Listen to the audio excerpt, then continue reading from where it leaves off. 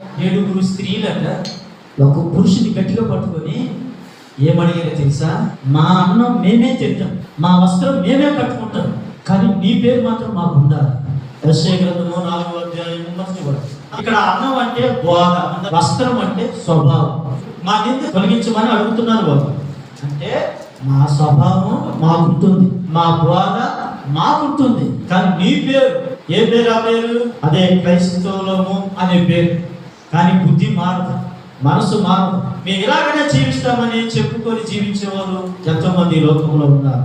ఎలా కప్పేసి ఆయన వేసుకున్న వస్త్రము దేవాలయం అంతయు కప్పేసి, యేసు ధరించిన వస్త్రం దేవాలయం అంతా కప్పబడిందంటే దేవాలయం అంటే సంఘమే.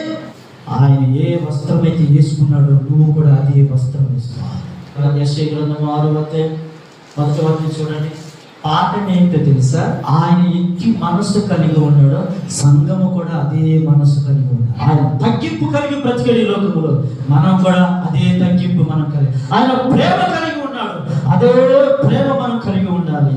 ఆయన క్షమించే మనసు కలిగి ఉన్నాడు, మనం కూడా అదే క్షమించే మనసు మనం కలిగి. ఆ ఒక్క పురుషుడు మన ప్రభువైన యేసుక్రీస్తే. ఆమేన్.